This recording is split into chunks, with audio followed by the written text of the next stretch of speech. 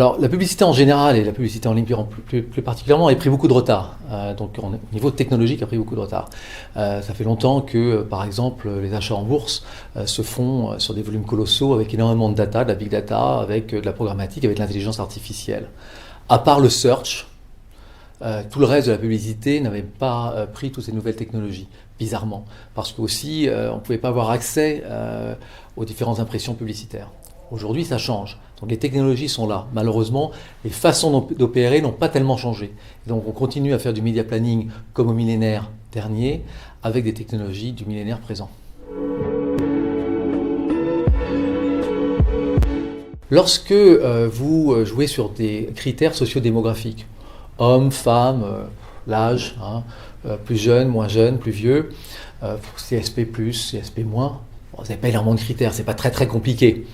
À partir du moment où vous commencez à exploiter la masse colossale de data que vous avez sur Internet, plus la first party, plus aussi la third party data qui de temps en temps peut avoir son efficacité, vous n'avez pas 2, 3, 4, 5 ou 6 critères avec lesquels jouer. Vous avez des centaines jusqu'à des milliers de critères.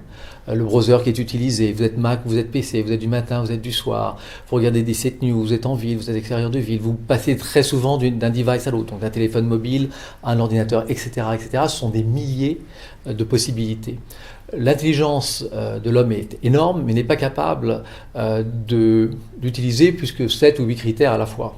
Là, vous avez vraiment besoin d'algorithmes très puissants et d'intelligence artificielle pour créer des modèles qui sont chaque fois adaptés à la communication que vous voulez faire. C'est parce que vous vendez des chaussures rouges le lundi pour une marque que vous allez faire la même chose pour des chaussures rouges pour une autre marque le mardi. Parce que c'est pas le lundi, c'est le mardi, c'est un différent type de marque, un différent type de positionnement. Donc chaque fois, vous devez réinventer des modèles.